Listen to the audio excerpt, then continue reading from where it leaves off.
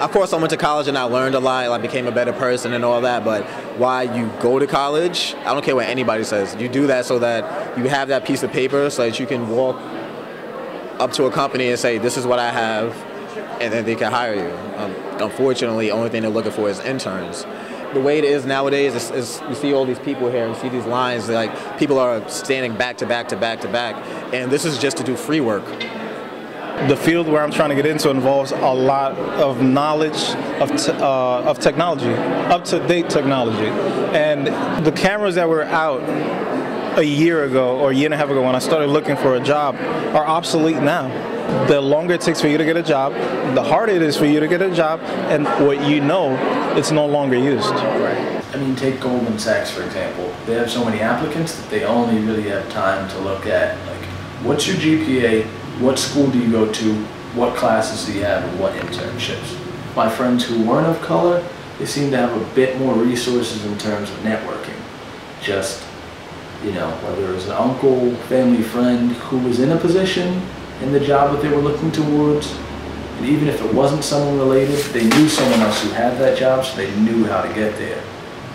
The other financial hardship is just that my parents were trying to think a lot about retirement, so they really weren't prepared to take me in. They just suspected that after school I would be independent. I thought I was going to be more professional, more corporate, and definitely making a little bit more money.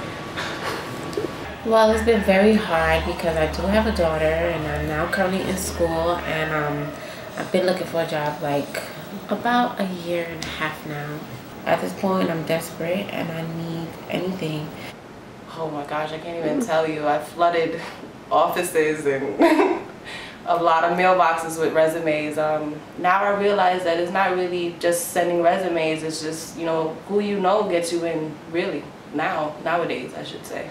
You know, I do believe that white people do have the upper hand as far as getting a job because they know a lot of people, they have a lot of people that are in those positions where they can hire more of their own or more people that they know versus an African American that may not even know them or has anything to do with their lives on any level, and you know they would accept somebody that they know versus an African American. Sorry, yeah, it's very frustrating, you know. It's to be back in your mom's house and have to live under her roof, and you know you still don't have any money really to even help out the way you want to or the way you would like to, and mentally, personally, like, how do you deal with it?